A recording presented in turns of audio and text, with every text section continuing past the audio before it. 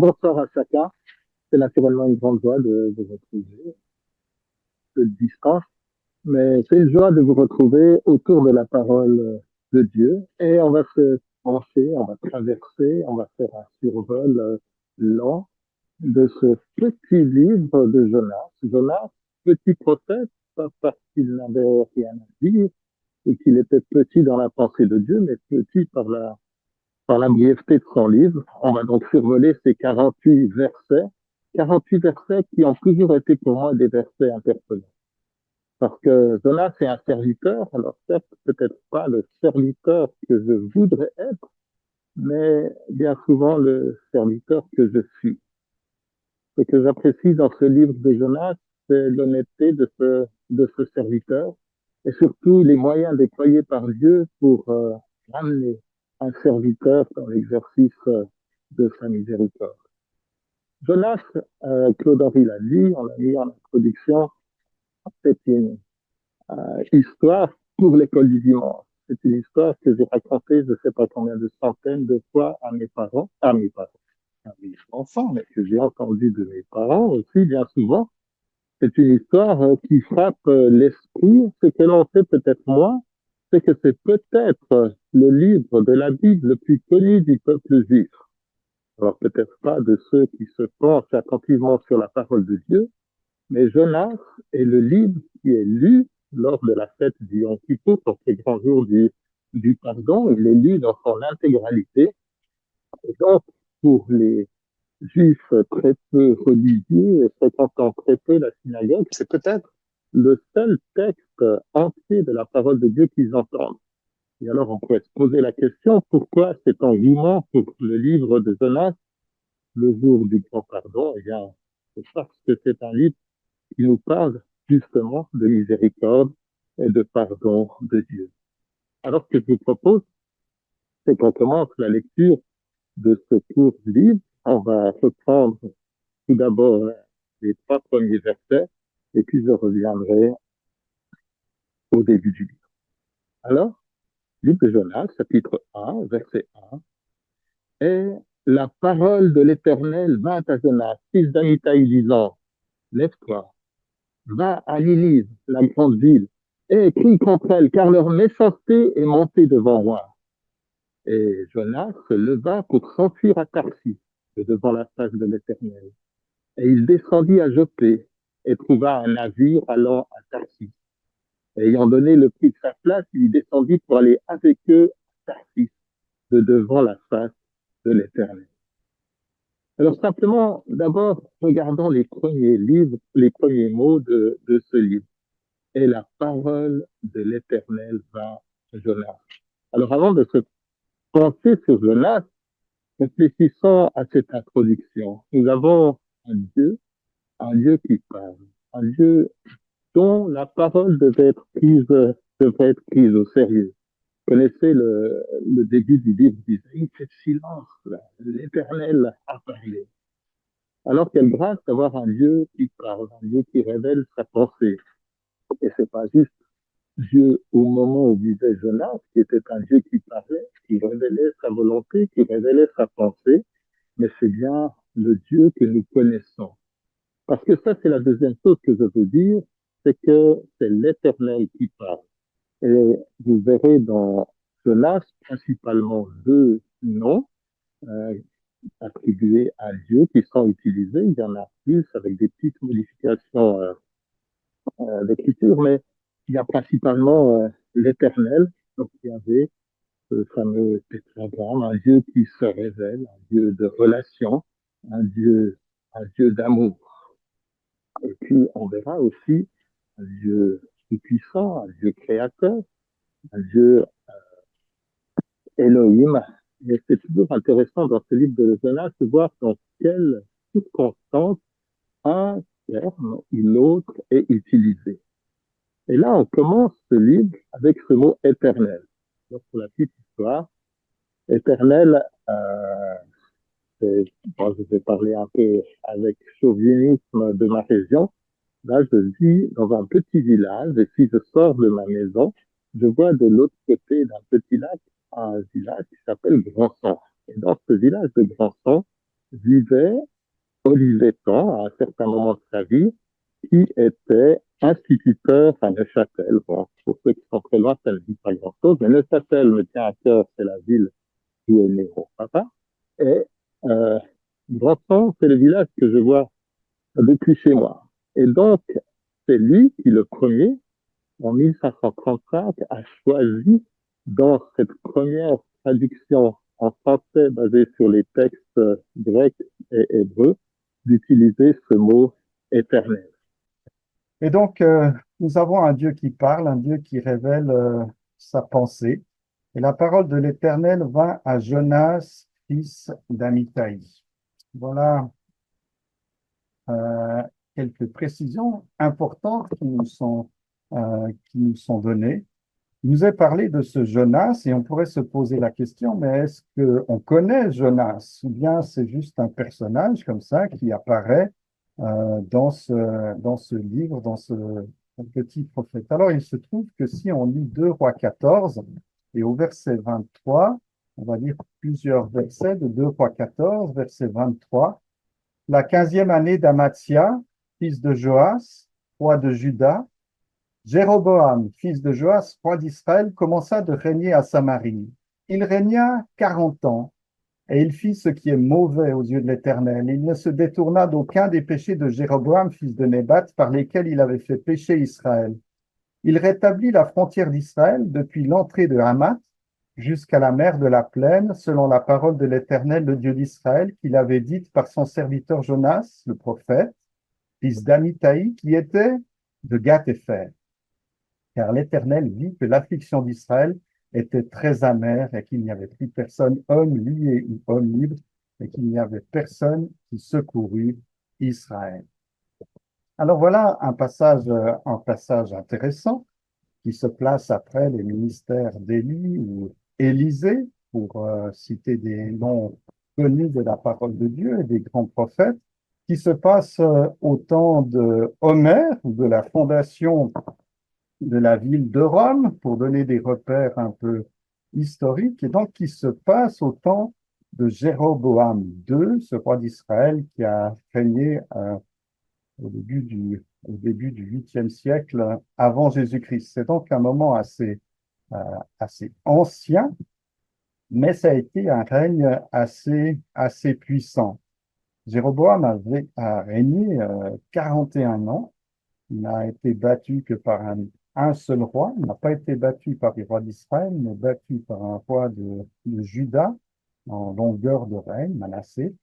Et Jéroboam, malheureusement, a un triste histoire. Il nous laisse un triste reflet de son règne. C'est un roi idolâtre. C'est une période difficile pour Israël. Il y a eu des conquêtes syriennes, des incursions assyriennes, et ça va nous donner peut-être un éclairage pourquoi Jonas avait tellement de mal à se lever pour aller à Ninive. Et, et donc, Jonas a ce privilège-là, dans un temps difficile, d'annoncer d'annoncer la grâce de Dieu, d'annoncer le rétablissement des frontières aux frontières que Salomon avait conquises. Il rétablit la frontière d'Israël depuis l'entrée d'Hamath jusqu'à la mer de la Plaine, selon la parole de l'Éternel, le Dieu d'Israël, qu'il avait dite par son serviteur Jonas, le prophète, fils d'Amittai, qui était de Gath-Hépher. Alors voilà, ce prophète, dont on ne sait pas grand-chose de plus, si ce n'est qu'il était de Gatéfer, et peut-être que ça a une importance dans sa prise de décision de prendre un bateau. On en parlera au moment de son embarquement. Gatéfer était un petit village dans la tribu de Zabulon, à 5 kilomètres au nord de Nazareth. Pas du tout un village côtier, mais on va voir que c'était probablement un village où il y avait euh, une, une, euh, une fibre commerçante par la mer. En tout cas, c'est dans les bénédictions qui sont données sur la tribu de Zabulon. Le problème de Jonas, il a été un serviteur, connaissait la voix de Dieu, qui avait porté haut les couleurs de Dieu, qui dans un temps difficile avait proclamé la grâce de Dieu, qui a eu le privilège de voir ces prophéties s'accomplir. Mais maintenant, le problème de Jonas, c'est que Dieu doit lui dire lève-toi. On va voir que c'est peut-être aussi une des caractéristiques de ce serviteur, c'est qu'il est souvent assis, voire même couché. Et si on survole ce livre de Jonas, c'est naturellement pour s'interroger sur notre propre service. Est-ce qu'on est toujours des serviteurs actifs ou bien on est des serviteurs qui, avec plaisir, rappellent leur œuvre passée? Vous vous souvenez peut-être d'Abdias, d'Obadiah, pas le prophète plus proche du livre de Jonas, mais le Abdias qu'on trouve dans un roi 18, donc avec Élie, qui lui avait été un homme courageux, Abdias, serviteur de l'Éternel, c'est ce que veut dire son nom, qui lui avait caché des prophètes dans une caverne, qui lui avait risqué sa vie sous Jézabel, et lorsqu'il est envoyé par Élie pour aller devant Akab, eh bien, il ne peut pas le faire. Et donc, je trouve que c'est une première interpellation. On peut avoir été actif, utile, porte-parole dans l'œuvre de Dieu et avoir des problèmes, des difficultés à se lever, à se relever. Lève-toi. Le terme hébreu, ça veut dire entre en scène. Euh, voilà, lève-toi, bouge, va à Ninive, la grande ville. J'aimerais encore juste dire quelque chose par rapport à ce règne euh, de, de Jéroboam, juste pour donner encore une précision quant à la période. Jonas est contemporain d'Amos, et dans Amos, alors on a le regard de Dieu sur plusieurs peuples, des malédictions de Dieu sur plusieurs peuples.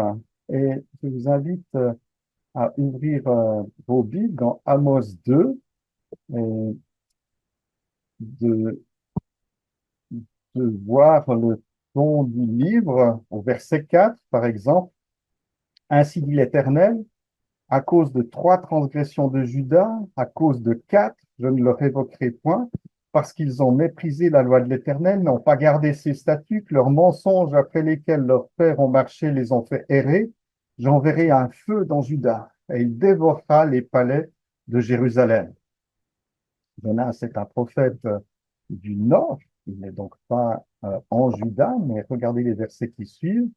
Ainsi dit l'Éternel, à cause de 3 transgressions d'Israël et à cause de 4, je ne le révoquerai point parce qu'ils ont vendu le juste pour de l'argent et le pauvre pour une paire de sandales, eux qui désirent ardemment de voir la poussière de la tête sur la tête des chétifs et qui pervertissent le chemin des débonnaires, et un homme et son père vont vers la même fille pour profaner mon saint nom.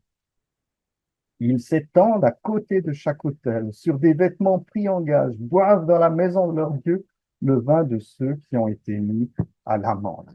Donc voilà, Amos, contemporain de Jonas, parle de la situation présente, de ce qui se passe sous ce roi Jéroboam, donc un peuple pécheur, un peuple euh, qui est assoiffé d'assouvissement de ses plaisirs, euh, où la justice sociale ne règne pas, où il y a un désordre moral, où il n'y a plus rien de sacré. Et si je cite ça, c'est parce qu'on va parler de Ninive et et du péché de Ninive. Mais voilà, Dieu est un Dieu qui parle, un Dieu qui a besoin de messagers dans son propre peuple, mais aussi plus loin. Et on est attristé de voir l'état du peuple de Dieu à ce moment où vit Jonas. Est-ce que c'est quelque chose qui nous parle aussi? Est-ce que peut-être on a l'impression qu'on vit dans un monde compliqué, dans un monde où le péché règne, où la course au profit définissait qui définissait Israël sous le règne de Jéroboam et qui définit aussi les conquêtes de Ninive et peut-être les aspects marchands de l'épopée de Jonas. Est-ce que c'est quelque chose qui nous touche et qui nous met en marche? La parole de l'Éternel vint à Jonas, fils d'Amittai, disant, lève-toi, va à Ninive, la grande ville, et crie contre elle, car leur méchanceté est montée devant moi. Alors Jonas, mets-toi en marche et va à Ninive. Et alors là, c'est un mot qui faisait dresser les oreilles de toute personne vivant en Israël. Il y avait eu des incursions assyriennes. Les Assyriens étaient connus pour une vraie violence dans les combats. Ils étaient adeptes de couper les nez, les oreilles, de faire des tas de têtes, bon, d'accomplir des horreurs. La soumission des peuples ne leur suffisait pas. Et alors, Ninive n'est pas encore à ce moment-là la capitale de la Syrie. Ça viendra probablement quelques années après, sous Sanchérib. Mais Ninive est déjà une ville puissante et surtout la Syrie euh, a des, a des armées puissantes. Malgré tout, dans cette période de Jéroboam, il semble y avoir un affaiblissement de Ninive. Et c'est pour ça que le règne de Jéroboam a été long, fructueux, et a permis une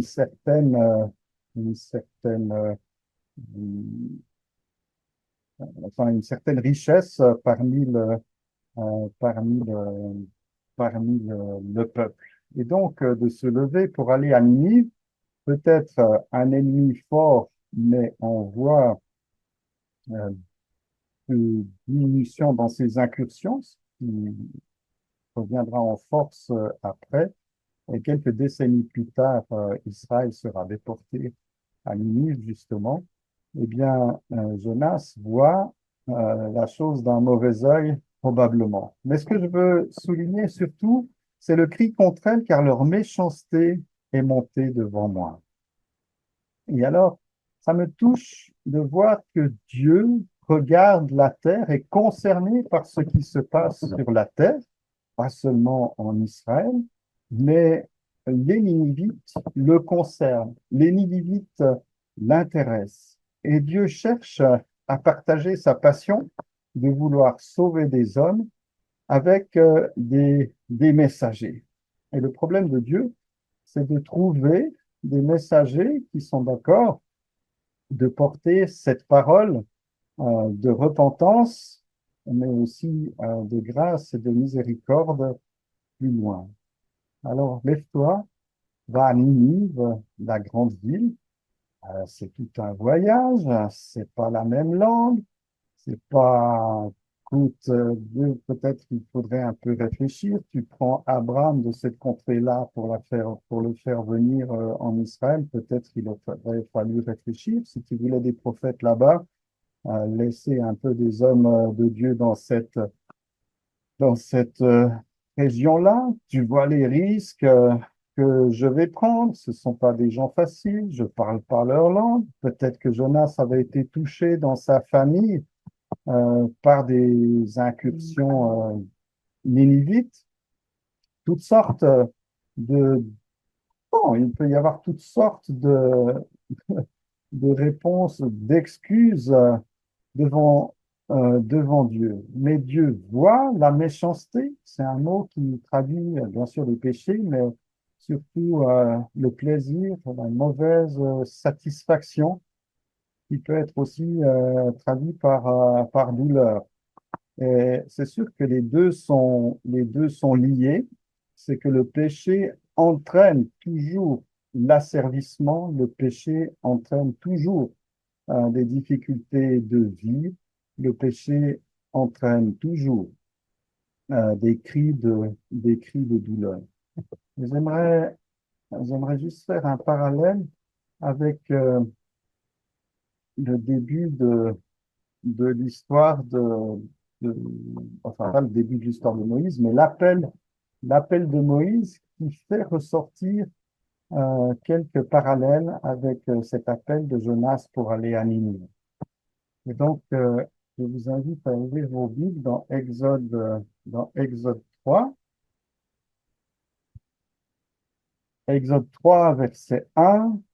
Et Moïse faisait paître le bétail de Jéthro, son beau-père, sacrificateur de Madian. Il mena le troupeau derrière le désert, et il vint à la montagne de Dieu à Horeb, et l'ange de l'Éternel lui apparut dans une flamme de feu du milieu d'un buisson à épines, et regarda, et voici le buisson était tout ardent de feu, et le buisson n'était pas consumé. Et Moïse dit, je me détournerai, et je verrai cette grande vision, pourquoi le buisson ne se consume pas.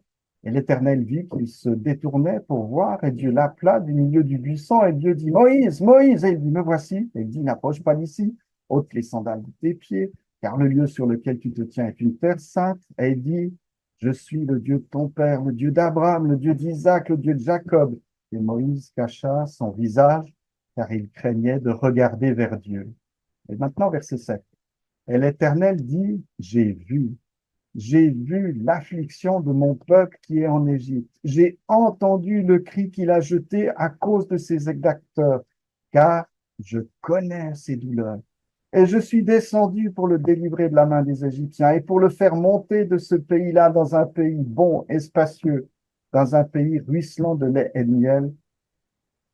Et puis verset 9, et maintenant voici le cri des fils d'Israël est venu jusqu'à moi, et j'ai aussi vu l'oppression dont les Égyptiens les oppriment, et maintenant, verset 10, viens, et je t'enverrai vers le Pharaon, et tu feras sortir hors d'Égypte mon peuple, les fils d'Israël. Voilà, Dieu rencontre Moïse au buisson ardent, l'appelle, l'interpelle et veut d'abord lui faire partager son cœur, ce qui lui tient à cœur. Il voit la souffrance, il voit les conséquences d'un maître dur, il voit les conséquences du péché. Et alors Dieu se contentant pas de voir de noter cela dans ses carnets pour le jugement dernier. Dieu voit le péché, Dieu en est touché et Dieu veut agir. Il veut entraîner dans son désir de sauver le monde des hommes et des femmes qui le connaissent et qui sont prêts à s'engager totalement dans cette mission. Et alors, Moïse, c'est un homme intelligent, c'est un homme formé dans toute la science des Égyptiens, c'est un homme qui connaît Dieu et qui a pourtant de la difficulté à relever ce défi et lui aussi aura toutes sortes d'excuses pour ne pas se mettre en marche. Je ne suis pas celui qui convient. Mais la leçon du buisson ardent, c'est qu'un buisson à épines, eh bien, pourvu que le feu de Dieu y brûle, pourvu qu'il y flamboie, eh bien, c'est un buisson qui convient parfaitement à Dieu. C'est pas le buisson qui est important, mais c'est bien le feu de Dieu qui est en lui. Voilà, Dieu interpelle Jonas et lui parle de péché. Je disais que Moïse était un homme formé et Jonas est un homme formé. On le verra dans les chapitres qui viennent. Jonas est un homme qui connaît la parole de Dieu. On verra ça dans ce chapitre 2 où sa prière est une citation continuelle de psaumes. Et donc, il y a connaissance de Dieu. Jonas est un Dieu qui est un homme, un prophète, qui connaît aussi le cœur de Dieu. Vous voyez au début du chapitre 4, au verset 2, Éternel, je te prie, n'était-ce pas là ma parole quand j'étais encore dans mon pays? C'est pourquoi j'ai d'abord voulu m'enfuir à Tarsis, car je savais que tu es un Dieu qui fait grâce, qui est miséricordieux, lent à la colère, grand en bonté, et qui te repent du mal dont tu as médité. Et ça, je ne sais pas si vous êtes d'accord avec moi, mais je trouve que ce sont des versets assez rares dans l'Ancien Testament, surtout quand on parle d'un Dieu qui fait grâce, d'un Dieu miséricordieux par rapport à des nations impies. Donc, Jonas est un homme qui a œuvré pour Dieu, un homme qui connaît la parole de Dieu, un homme qui a pris, un homme qui connaît le cœur de Dieu, et pourtant, c'est un homme assis. Et c'est donc en cela qu'il nous touche aussi, c'est que peut-être parfois nos églises sont remplies de gens assis, de gens qui ont une vie de prière, de gens qui ont une connaissance de la parole de Dieu, mais qui ont besoin d'être touchés par les besoins du monde qui les environne, qui ont besoin d'être réveillés quant aux conséquences du péché dans la vie d'un grand nombre de personnes autour de nous. Et alors, voilà, c'est quelque chose qui me touche de penser que Dieu veut nous employer pour parler du péché. Va à Ninive, la grande ville, on parlera la prochaine fois de sa grandeur, et crie contre elle, parler du péché, expliquer aux gens ce qu'est le regard de Dieu sur le péché. Est-ce que même on le fait encore dans nos églises et dans nos assemblées? Ou bien on y va vraiment, comme on dit chez nous, avec des pincettes, avec difficulté. Mais là, il s'agit bien de révéler ce que Ce Dieu qu'est le regard de Dieu sur le péché. Est-ce que même on le fait encore dans nos églises et dans nos assemblées? J'ai eu un retour de son. Là, je ne sais pas s'il y a une difficulté. Eh bien, on continue. Oui, tu peux continuer. D'accord. Alors, Jonas va bien se lever, mais il va se lever pour s'enfuir à Tarsis. Et là, si on relit les versets, Jonas se leva pour s'enfuir à Tarsis, de devant la face de l'Éternel. Il descendit à Joppé et trouva un navire allant à Tarsis. Ayant donné le prix de sa place, il descendit pour aller avec eux à Tarsis, de devant la face de l'Éternel.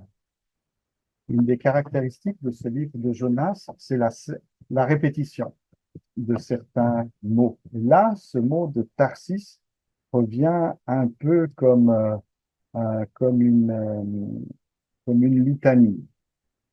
Tarsis, Tarsis, Tarsis. Alors, il y a peut-être quelques doutes encore sur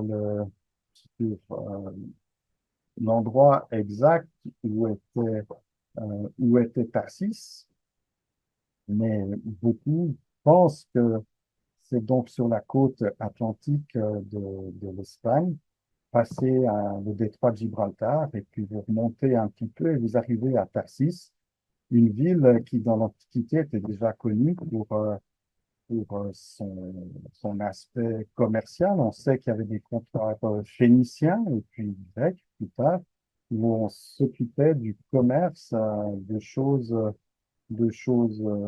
précieuses. Alors en Espagne, il y a une petite ville près de Séville qui s'appelle Tartessos et peut-être c'est le Tarsis historique du livre de Jonas. Mais souvent dans la Bible, Tarsis est associé à l'argent, au fer, à l'étain. Le roi Salomon envoyait des navires à Tarsis pour amener de l'or, de l'argent, de l'ivoire, des singes, des pans. C'est 1 roi 10, verset 22.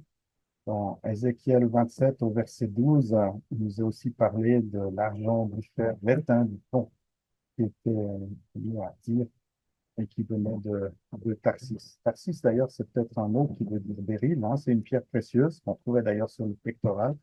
Et donc, voilà, c'est une ville associée au commerce et associée au commerce maritime, qui avait traversé les siècles.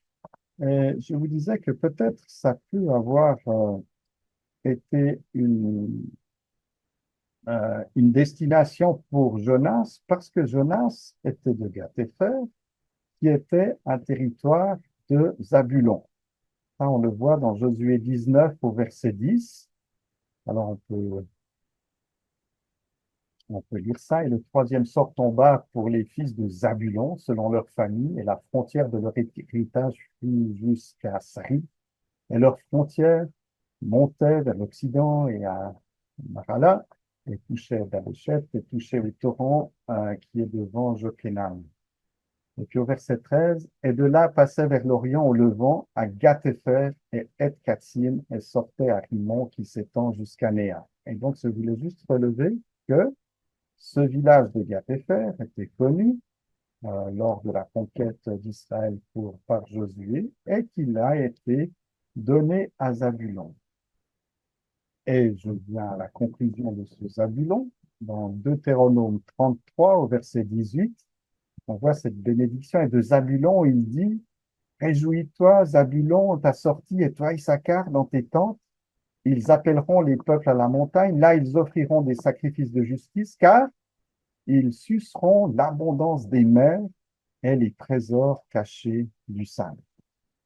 Voilà, c'est des phrases un peu civiles, mais qui laissent à penser quand même que Zabulon était une tribu tournée vers le commerce maritime, peut-être avec des armateurs. En tout cas, Tarsis devait être une destination dont Jonas avait entendu parler, peut-être même qu'il pensait retrouver sa famille, je n'en sais rien. Mais en tout cas, il y a certainement un désir commercial dans cette volonté d'aller à Tarsis. Et Jonas se leva pour s'enfuir à Tarsis de devant la face de l'Éternel. Est-ce que c'est quelque chose qui nous fait mal de voir un serviteur qui se lève avec cette folle conviction qu'il faut s'éloigner de Dieu, s'éloigner de la face de l'Éternel. C'est vrai que Dieu ne lui a pas encore dit exactement le message qu'il doit donner à Ninive, et donc peut-être pour éviter d'en connaître la teneur, Jonas, qui connaît Dieu comme un Dieu pouvant faire grâce et miséricorde aux ennemis d'Israël, se lève pour s'enfuir et pour casser la communion, pour casser la relation avec, avec Dieu, qui pourrait devenir un petit peu plus, précis dans son commandement. Et alors voilà un serviteur qui malheureusement se lève. Dieu lui avait dit, tu vas à Ninive. Alors, Ninive, c'est quoi? C'est autour de 700 kilomètres, je crois, à l'ouest de Gath-Hépher.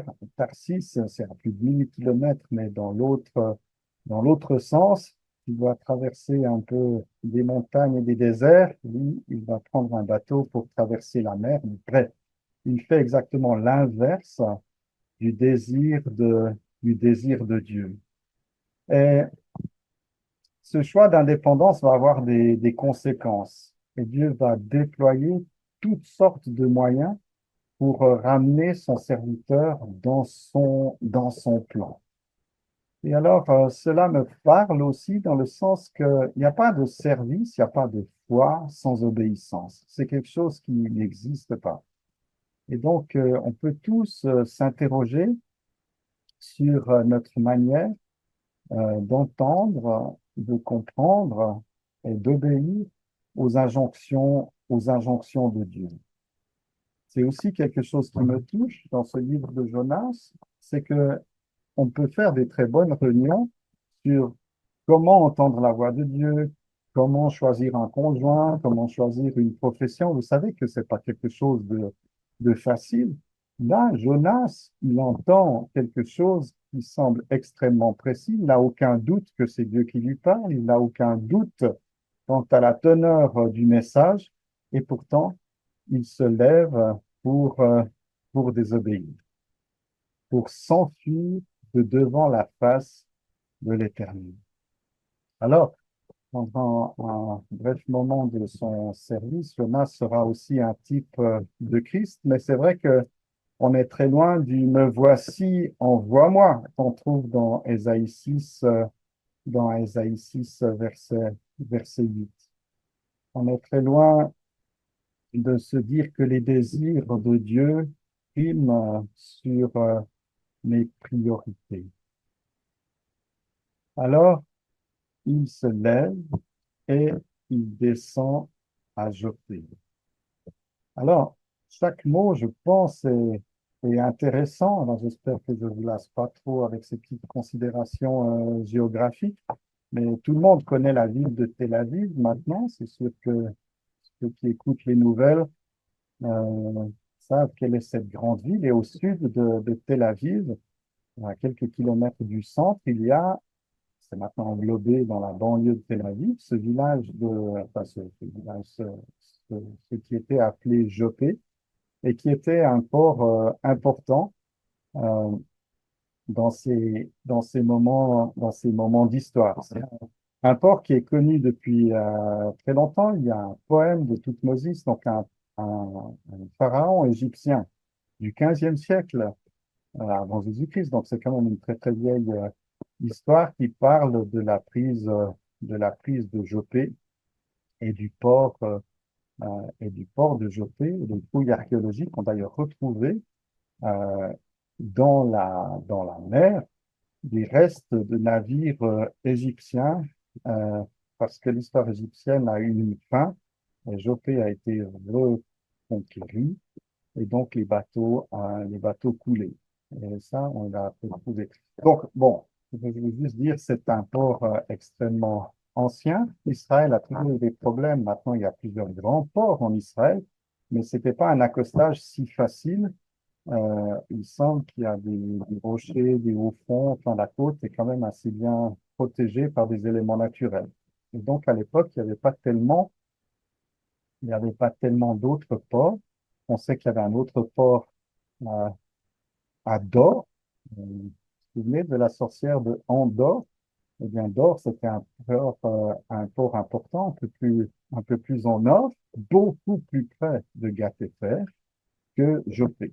On peut se poser la question, mais pourquoi faire 60 kilomètres pour aller à Joppé et prendre un bateau à cet endroit-là plutôt que d'aller au plus vite et au plus près?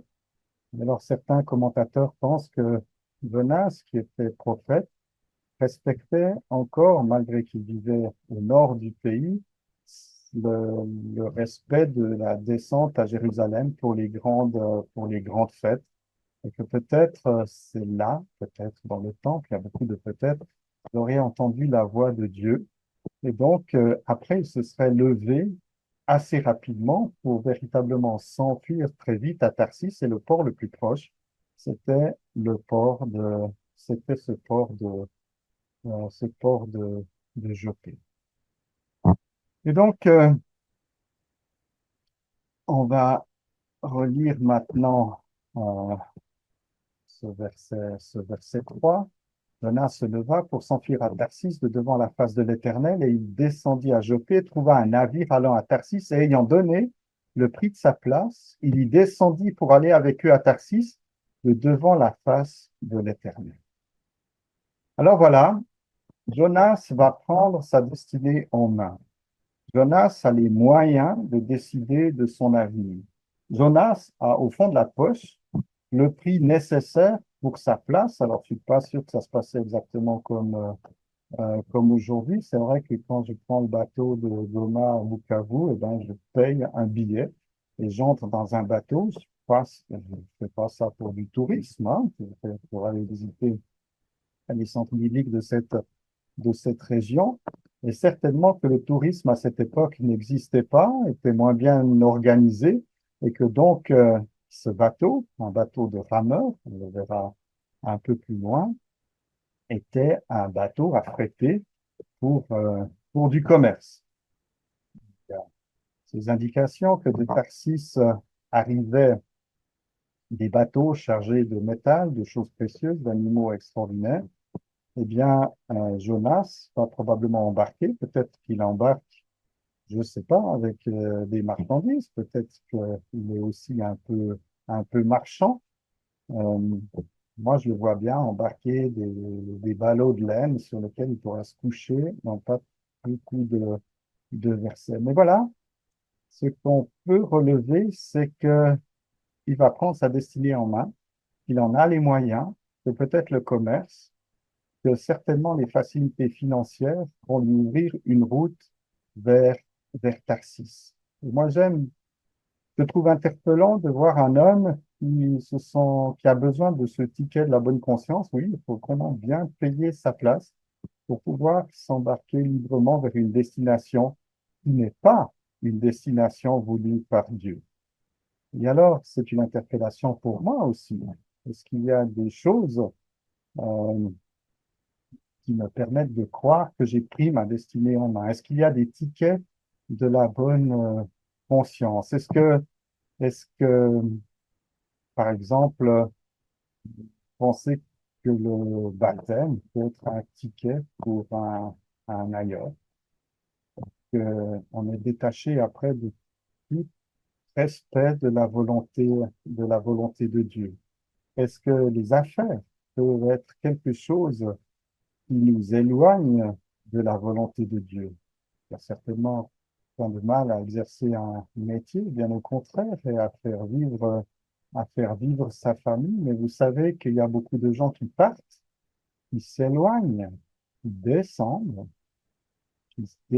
c'est aussi un terme qui va revenir, qui descendent, qui s'éloignent de Dieu, qui s'éloignent des frères, qui s'éloignent du temple, qui s'éloignent de la volonté de Dieu pour pouvoir, enfin, qui sont éloignés par un désir de profit. Alors peut-être je suis un peu dur avec Jonas, mais j'aimerais surtout être dur envers moi-même et me poser ces questions. Est-ce que il y a des Jopé? Est-ce qu'il y a des Tarsis? Est-ce qu'il y a des rêves de puissance, des rêves de facilité de vie, des rêves peut-être familiaux? Parce que peut-être qu'à Tarsis, il y avait une partie de sa famille avec laquelle il allait pouvoir faire du commerce. Je ne sais pas, est-ce que dans vos vies, il y a de ces chemins qui descendent pour s'éloigner de la volonté de Dieu? Et ça me touche de voir un serviteur qui, pour finir, voit beaucoup de choses facilitées. Il descend, il va à Tarsis, il va à Jopé, il a ce qu'il faut pour y aller, il va monter dans un bateau qui, justement, y va, et puis, eh bien, il fait beau, il y a un petit vent arrière qui souffle, et les rameurs vont pouvoir se mettre au travail. Et donc, ces versets assez, sont assez tristes, mais peut-être qu'ils nous concernent, peut-être qu'ils te concernent. Euh, En tout cas, on est bien loin. Je veux lire encore avant de passer au paragraphe suivant, à Exode 33. Je vais revenir à Moïse. Alors, Exode chapitre 33, le verset 14.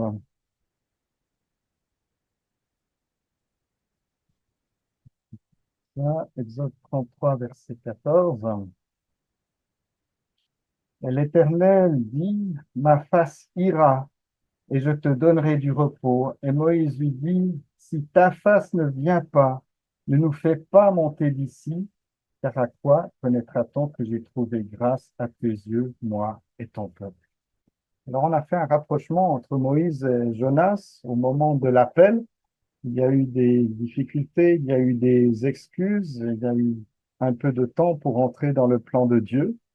Mais là, pour Moïse, il y a une différence fondamentale. Si tu n'y vas pas, je n'y vais pas. Ce qui m'importe plus que tout, c'est la communion que je peux avoir avec toi. C'est d'obéir euh, à ton commandement, c'est d'être dans ta présence. Avançons un peu, parce que le temps avance lui aussi, et on arrive au verset 4. Et l'Éternel envoya un grand vent sur la mer, et il y eut une grande tempête sur la mer, de sorte que le navire semblait vouloir se briser. Et les marins eurent peur et crièrent chacun à son Dieu, et ils jetèrent dans la mer les objets qui étaient dans le navire pour l'en alléger. Et Jonas était descendu au fond du vaisseau et s'était couché et dormait profondément. Alors on l'a dit, Jonas, c'est tout ce que Dieu est capable de déployer pour rencontrer un serviteur, pour réorienter son service et son ministère. Verset 4, et l'Éternel envoya un grand vent sur la mer. Je vous l'ai dit, c'est intéressant toujours de s'arrêter sur le mot qui est utilisé pour parler de Dieu. Lorsqu'il est parlé de puissance, de toute puissance, d'énergie créatrice, eh bien, souvent, c'est le mot Elohim qui est utilisé. Dieu envoya un grand vent sur la mer. Mais là, c'est l'Éternel. C'est celui qui se révèle. C'est celui qui veut entrer dans la relation. C'est celui qui veut agir avec amour. Et donc, on voit que Dieu a un plan d'amour, un plan pour amener son serviteur dans une nouvelle relation, et que ce plan va passer par une tempête. Et alors, il va y avoir ce grand vent sur la mer, et il y a eu une grande tempête sur la mer, de sorte que le navire semblait vouloir se briser. Je vous l'ai dit, il y a des mots qui se répètent dans ce livre de Jonas. On a vu Tarsis plusieurs fois, on voit un serviteur qui descend, qui se couche, et on voit ce mot grand qui va revenir 14 fois. Alors là, on vient de le lire 2 fois, grand vent sur la mer, grande tempête, mais aussi la grande ville de Ninive, un grand poisson, une grande frayeur, une grande joie. Euh, Dieu est capable de déployer des grandes choses. Alors dans ce livre, il utilisera aussi un tout petit verre pour ronger un cajon. Il n'y a rien qui n'arrête Dieu. Mais c'est touchant de voir ce que Dieu est capable de faire pour la repentance d'une ville, mais aussi pour l'obéissance d'un seul serviteur. Et donc, il y a ces grands moyens qui sont,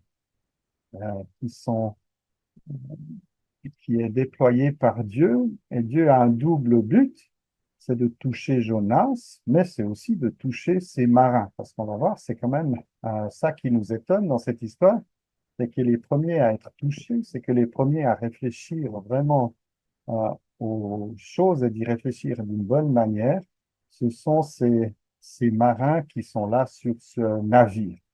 Et Dieu va utiliser Jonas pour parler aux marins, et Dieu va utiliser les marins pour parler à Jonas. Ce que je lis au verset 5, et les marins eurent peur et crièrent chacun à son Dieu, et ils jetèrent dans la mer les objets qui étaient dans le navire pour l'en alléger. Alors la tempête va enlever à chacun l'idée qu'on peut être souverain sur sa vie. C'est peut-être une illusion que beaucoup partagent aujourd'hui, c'est qu'on est maître de sa destinée. Peut-être vous vous souvenez, à Kinshasa, il y a ces grandes affiches Coca-Cola, demain t'appartient. Eh bien, il n'y a rien de moins sûr il y a moins de moins sûr que cela. Et la tempête et les tempêtes de nos vies peuvent peut-être justement mettre à jour nos priorités, réorienter nos engagements et et nos services et nous remettre au pied de Dieu. Et les marins eurent peur et crièrent chacun à son Dieu. Alors voilà, probablement une multitude d'ethnies différentes sur ce bateau. Bon, ce n'étaient pas des bateaux immensément grands à cette époque-là, mais je ne sais pas s'il y avait une quinzaine, une vingtaine de marins. Et voilà, ils vont utiliser des moyens qu'ils pensent appropriés. Ils crient à leur Dieu et ils jetèrent dans la mer les objets qui étaient dans le navire pour l'en alléger. Et là, j'ai lu quelque chose qui m'a intéressé. C'est vrai que tout ce qui faisait de leur vie, tout ce qui conduisait leur vie, peut-être en en transport maritime, eh bien, tout cela devient secondaire. Et on parle de vie, on parle de mort, leur vie qui était plutôt caractérisée par des possessions, pas tellement par une relation, même s'ils crient là à Dieu, mais ce sont des faux dieux, ce sont des idoles, eh bien, leur vie va être réorientée à cause de cette tempête. Et ce que je trouvais intéressant, c'est que le mot objet parle pas tellement de grandes choses, mais plutôt de vaisselle, d'instruments de musique ou bien d'objets consacrés. Et alors, euh, et pour l'en alléger, peut aussi être traduit euh, avec un côté blasphémateur, on pourrait dire qu'ils ont aussi jeté dans la mer tout ce en quoi ils plaçaient leur confiance, sans crainte d'une mauvaise chose. Peut-être ça parle plus à ceux qui connaissent ces pratiques, qui ont peut-être d'ailleurs des objets qu'il faudrait jeter ou détruire, qui pensent assurer une sécurité, mais qui sont consacrés à des faux dieux, à des esprits à des démons. Et donc les marins ont peur et ils vont crier et ils vont jeter dans la mer. Et puis là, il y a alors toujours cette phrase que moi que je trouve terriblement incompréhensible. Et Jonas était descendu au fond du vaisseau et s'était couché et dormait profondément. Alors, je ne sais pas si quelques-uns ont déjà navigué dans une tempête. Je sais en tout cas que moi, c'est absolument impossible de dormir dans la tempête.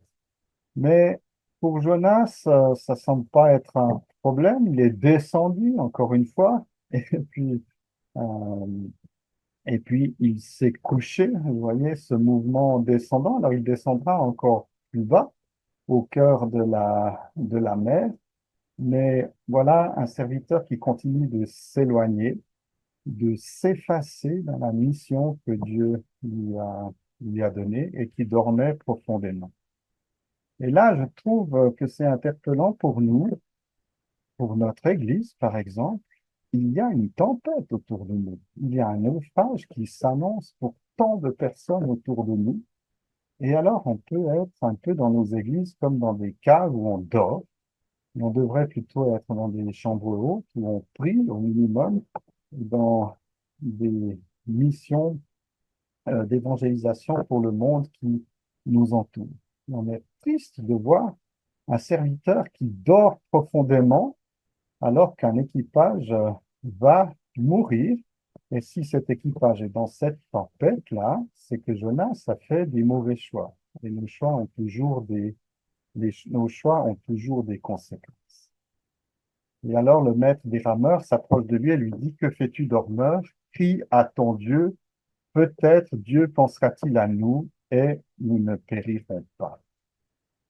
Alors, on va euh, euh, traiter encore rapidement ce verset et puis peut-être faire une petite pause où vous aurez des questions. Je ne sais pas s'il y a déjà des questions qui sont en cours. On ne l'a pas mentionné. Oui, il y a quelques questions déjà, oui. D'accord. Et alors, je vais encore plus parler de ce verset, profiter de poser des questions. Je ne suis pas certain, naturellement, de pouvoir y répondre, mais ensemble, on devrait pouvoir arriver à quelque chose, ou bien pouvoir y répondre par mail ou bien la prochaine fois. Donc, le maître des rameurs, je vous l'ai dit, c'est un bateau à rames, hein, s'approcha de lui et lui dit, que fais-tu, dormeur? Lève-toi, crie à ton Dieu. Peut-être Dieu pensera-t-il à nous et nous ne périrons pas. Que fais-tu, dormeur? Le livre de Jonas, c'est aussi un livre de questions sans réponse. Alors c'est clair qu'elles sont posées à Jonas, que fais-tu, dormeur? Fais-tu bien de t'irriter? On a déjà une petite idée de la réponse, mais dans le texte, il n'y a pas de réponse. Comme si ces questions nous étaient aussi posées à nous, Kimo. Que fais-tu, dormeur? Est-ce qu'il n'y a pas des priorités qui doivent te mettre debout et qui doivent te faire agir, qui doivent te pousser à l'intercession? Lève-toi, lève-toi. Voilà les paroles mêmes de Dieu qui sont maintenant reprises par la bouche, dans la bouche d'un païen.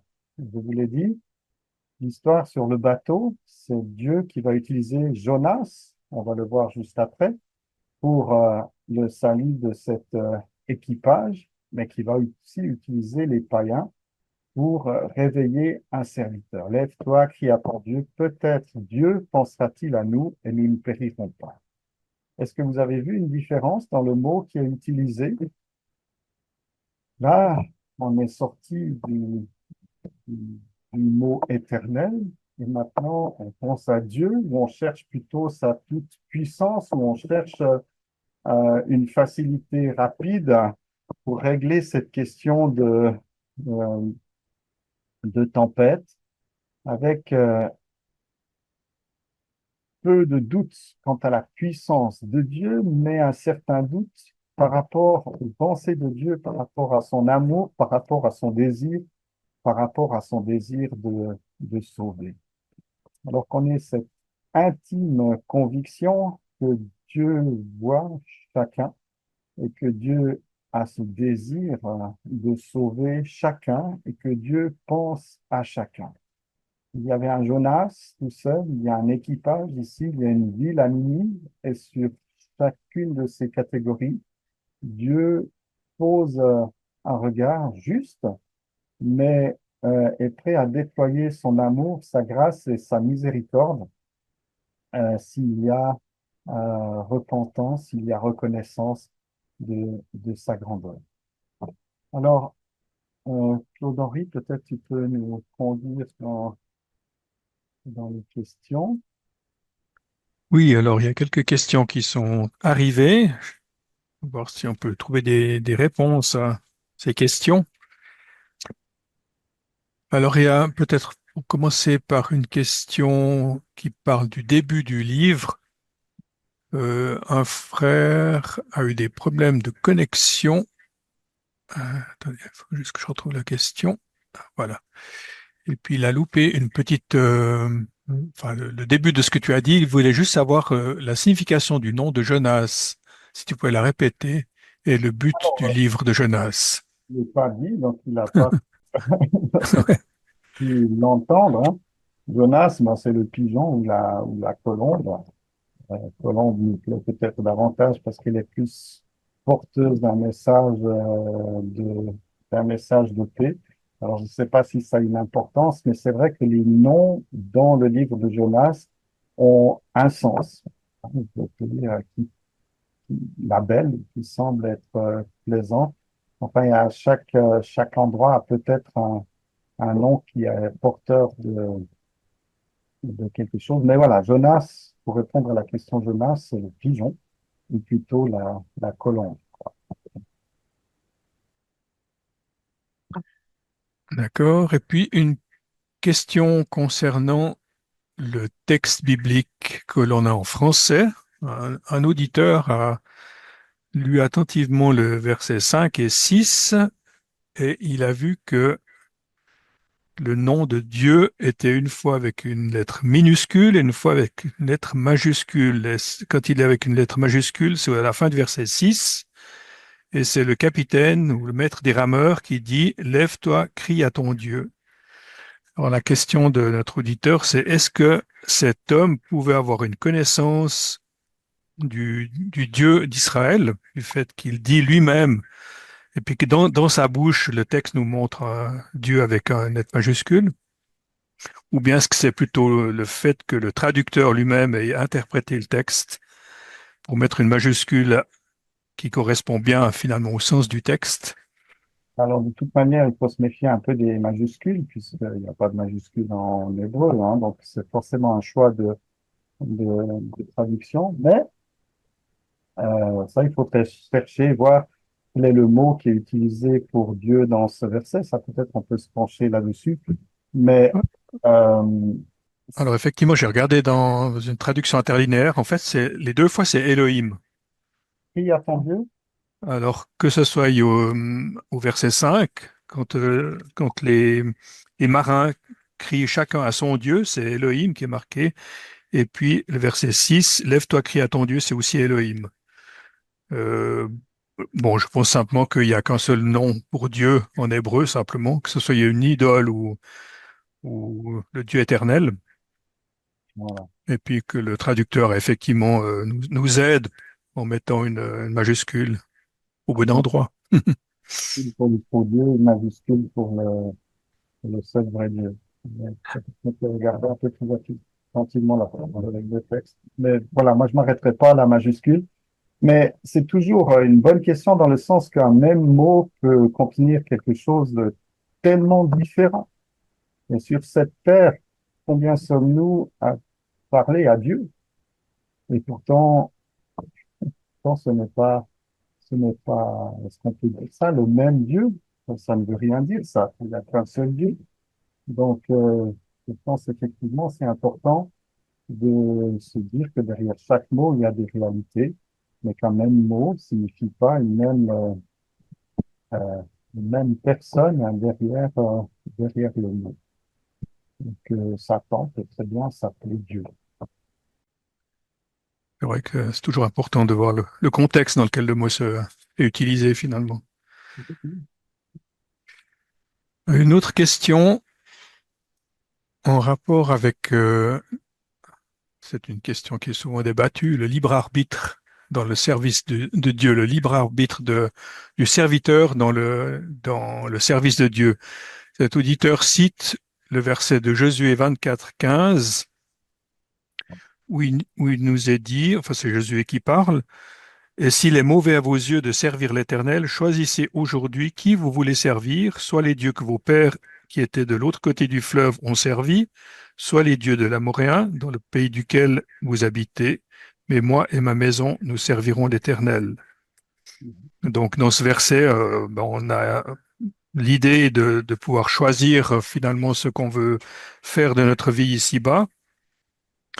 Alors, est-ce que cette notion, comment est-ce qu'on peut comprendre le fait que Jonas ait été euh, retenu par Dieu, puisque finalement il a aussi fait un petit peu ce qu'il pensait juste pour lui-même?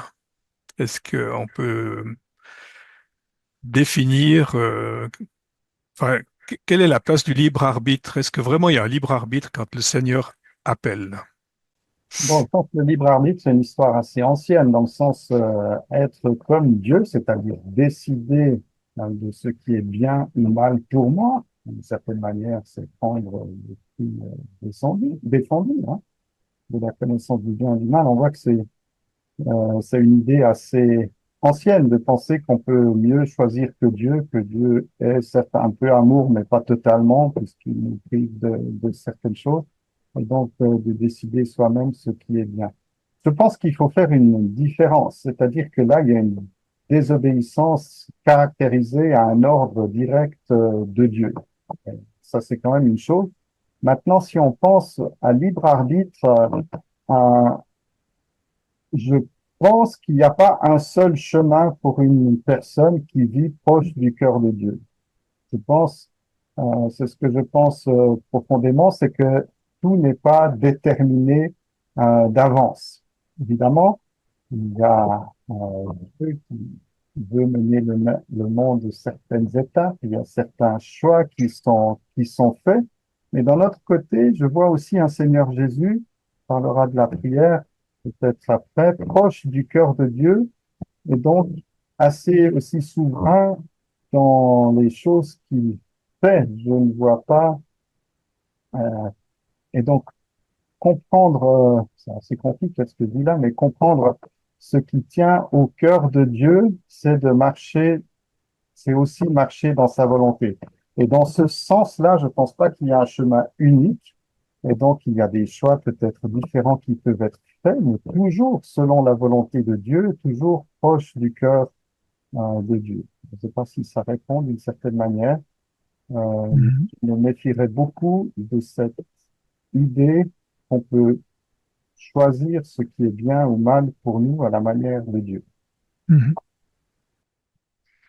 Et puis une autre question qui rejoint un petit peu celle-ci, c'est un autre auditeur qui cite une histoire qui est dans 1 Roi 13, où il est parlé d'un prophète qui vient parler dans le royaume du Nord et qui vient parler contre Jéroboam.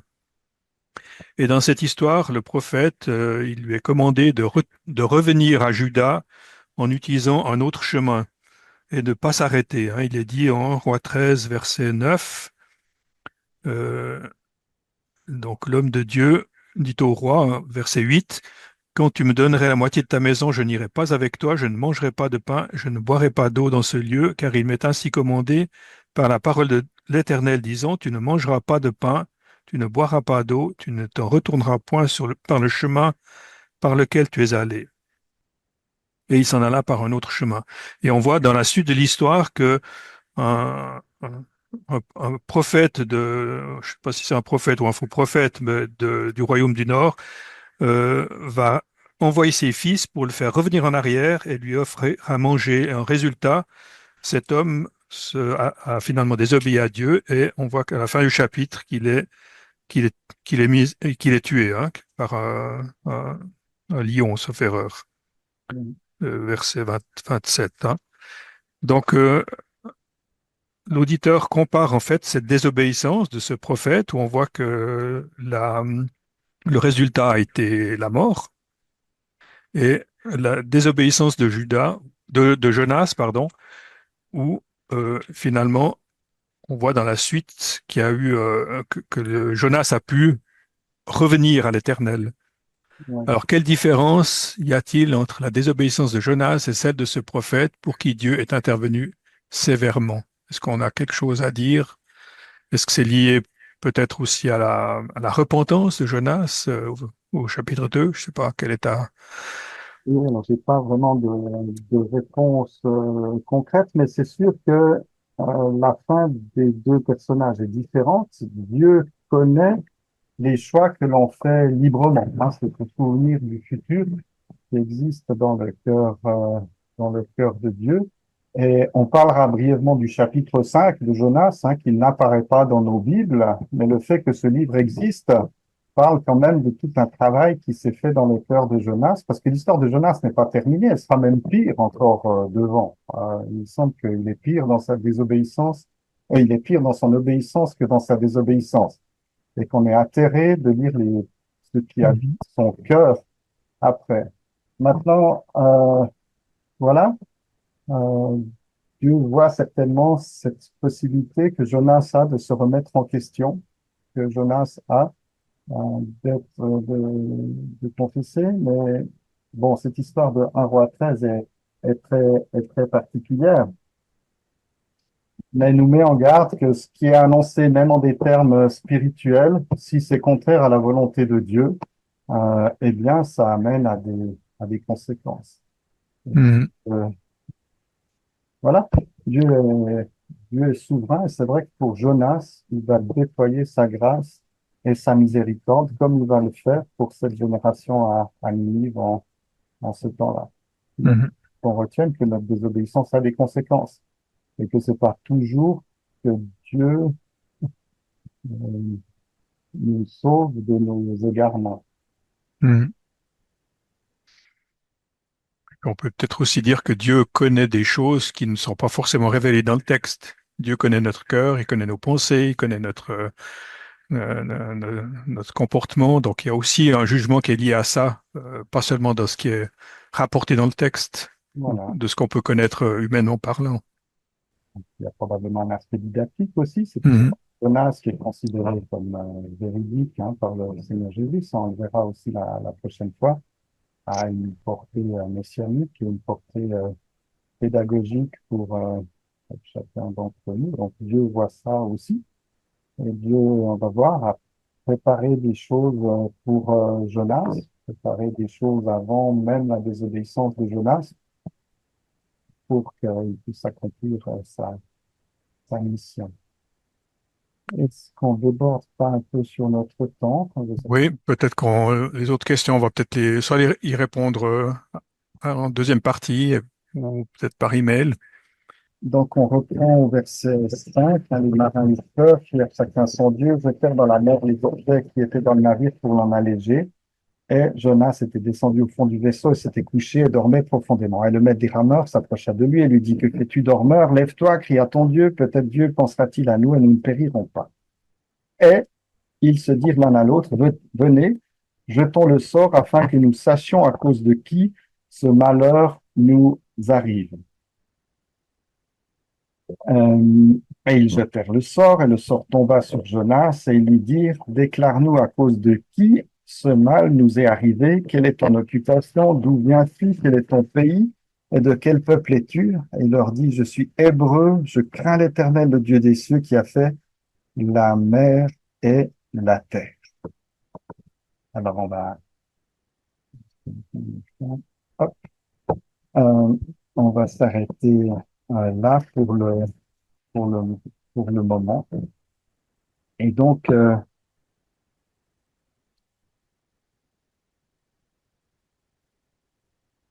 il- donc ces marins ont une... Bon, je pense que l'événement est suffisamment exceptionnel ou miraculeux pour qu'il y ait une cause concrète à cet événement. Pour eux, c'est clair que ça dépasse un événement météorologique habituel. Ils sont peut-être dans une tempête qui leur fait penser, certains parlent de grains blancs, de ces tempêtes soudaines qui peuvent arriver en mer sans annonce et qui sont terrifiantes, même pour les marins. Et donc, ils vont jeter le sort, c'est-à-dire que là, il faut, bon, peut-être une technique un peu païenne, hein, pour discerner la volonté de Dieu. On a vécu dans des pays où on jetait des cauris pour savoir quelle était la volonté de Dieu. Les traces d'une souris indiquaient par les charlatans si le voyage allait être fructueux. Donc il y a toutes sortes de méthodes.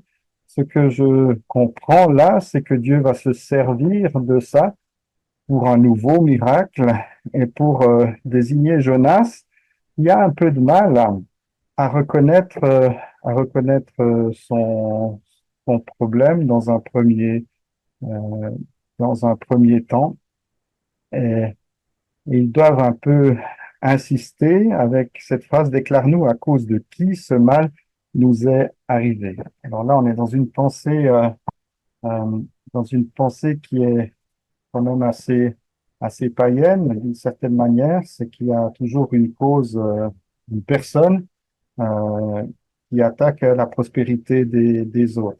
Peut-être ceux qui vivent dans certaines régions d'Afrique comprennent bien ça aussi, dans le sens que il y a bien des endroits où on se pose la question, mais à cause de qui il y a eu cette mort, à cause de qui il y a cette maladie. Et on utilise toutes sortes de moyens pour désigner, peut-être même après chasser ou bannir d'un village des gens qui sont considérés comme responsables. Alors, dans cette histoire, on n'est pas dans du charlatanisme, on est dans une histoire où c'est Dieu qui va se saisir de ce sort-là pour mettre Jonas en avant, pour lui faire comprendre que voilà, c'est Dieu qui est en train de s'occuper de lui. Et pour terminer un peu rapidement ce verset, on prend ce chapitre au verset 9, il leur dit, je suis hébreu, je crains l'Éternel, le Dieu des cieux, qui a fait la mer et la terre. Et là, il me semble que Jonas est dans une problématique qu'on connaît ou que l'on vit, c'est-à-dire que notre connaissance théologique ne correspond pas à notre vécu. Je crains l'Éternel. Donc là, il n'est pas question de peur, hein, mais c'est un mot qui veut dire révérer. Hein. Il n'y a pas de peur physique comme les autres ont eu la crainte de mourir, mais il parle de révérence envers l'Éternel. Ou alors on peut dire la peur de déplaire. Euh, et donc on est dans un homme, on est chez un homme qui dit cela, mais qui ne le vit pas, dans le sens que il est clairement en train de désobéir. Je crains l'Éternel, le Dieu des cieux, qui a fait la mer et, et la terre. Et alors, peut-être pour ceux qui s'intéressent au nom de Dieu, ce l'Éternel là, c'est ni Elohim, ni Yahvé, mais c'est Elohim. Euh, euh, le Dieu des dieux ou euh, le Seigneur des seigneurs, c'est une forme juive pour parler d'une deuxième personne divine, peut-être une annonce messianique. Mais allons plus loin, le Dieu des cieux qui a fait la mer et la terre, et donc il a conscience d'un Dieu tout-puissant, d'un Dieu créateur, d'un Dieu qui règne sur les cieux et sur la terre, et pourtant il essaye de quoi? De s'enfuir de sa face. Et donc il me semble que dans cette histoire Euh, le Jonas, il ne se rend pas vraiment compte de ce qu'il dit, mais il vit dans une espèce de, mais qu'on peut peut-être vivre aussi entre ce que l'on prêche et ce que l'on vit. Il y a parfois des différences entre ce que l'on prêche et ce que l'on croit vraiment. Il peut y avoir des différences. Et alors, ça va induire de la peur et lui dire qu'est-ce que tu as fait, car les hommes savaient qu'ils s'enfuyaient de devant la face de l'Éternel, car il le leur avait déclaré. Alors, voilà, il y a des discours qui ne sont pas mentionnés dans ce livre de Jonas. On s'approche d'ailleurs du seul verset qui n'est pas un verset autobiographique de ce livre. Tout le reste, c'est quelque chose que Jonas a vécu et donc probablement raconté. Le dialogue, la prière, la tempête. Mais on va voir qu'il y a un verset où ou bien il avait des très bonnes oreilles et des très bons yeux, ou bien c'est quelque chose qu'on lui a raconté après, où il a été conduit par l'Esprit de Dieu. Mais euh, voilà, c'est un livre autobiographique. C'est d'ailleurs une spécificité hein, dans ce livre, qu'un livre prophétique soit un récit de vie, qu'un livre prophétique soit un récit où n'apparaît ni Israël ni Juda. Euh, voilà, c'est une particularité de ce livre-là. Verset 11. Et il lui dit, que te ferons-nous afin que la mer s'apaise pour nous, car la mer, elle est grossissant toujours. Et il leur dit, prenez-moi, jetez-moi à la mer, et la mer s'apaisera pour vous, car je sais que c'est à cause de moi que cette grosse tempête est venue sur vous. Alors, voilà, il y a une tempête, il y a les tempêtes de nos vies, et ça, c'est une première étape qui va faire réfléchir Jonas. Je vais parler de ces tempêtes-là qui redéfinissent notre vocation. À partir de ce moment-là, où il va y avoir reconnaissance du péché, forme de repentance, Jonas va entrer dans le plan de Dieu. Il va devenir un type, une image de Christ, prêt à mourir pour sauver cet équipage. Il y a peut-être une autre approche typologique où on voit un peuple d'Israël infidèle à sa mission d'être un haut-parleur de la grâce de Dieu pour le monde et qui entre dans la colère de Dieu et qui est jeté dans la mer des peuples pour le salut des nations. Donc il y a peut-être différents regards. Mais voilà, Jonas a conscience que le problème, c'est lui, et que si il se sacrifie d'une certaine manière, eh bien, il sauvera ses hommes. Verset 13, mais les hommes ramèrent pour regagner la terre et ne purent pas, car la mer allait toujours grossissant contre eux. Et ils crièrent à l'Éternel et dirent, ah, Éternel, que nous ne périssions pas, nous t'en prions, à cause de la vie de cet homme, et ne mets pas sur nous du sang innocent, car toi, Éternel, tu as fait comme il t'a plu. Et ils prirent Jonas et le jetèrent à la mer, et la fureur de la mer s'arrêta, et les hommes craignirent beaucoup l'Éternel, et offrirent un sacrifice à l'Éternel, et firent des vœux. Alors encore une fois, ces païens, ils me touchent dans leur compréhension des choses. Jonas, il est prêt, on verra au chapitre 4, il est prêt à assister à la mort d'en tout cas 120 000 personnes à Ninive. Il s'intéresse à un petit spectacle pyrotechnique sur sa montagne devant la ville pour voir la fureur de Dieu, la colère de Dieu se déchaîner sur la ville. 120 000 personnes, ça ne lui fait pas peur, alors que ces marins-là, pour une personne, eh bien évidemment, ils, ils redoutent, ils hésitent à le, à le balancer dans la mer, ce qu'on comprend naturellement extrêmement bien, et ils vont être amenés à une compréhension progressive que c'est le plan de Dieu. Alors, que nous ne périssions pas, nous t'en prions, à cause de la vie de cet homme. Et alors, Ils vont prendre Jonas, ils vont le jeter dans la mer et la fureur de la mer va s'arrêter. Et ça me touche que voilà, ne mets pas sur nous du sang innocent. Est-ce que ça vous rappelle un verset dans le Nouveau Testament? Peut-être que vous pouvez juste lire ça dans Matthieu 27, ou alors on est dans ces moments terribles juste avant la crucifixion.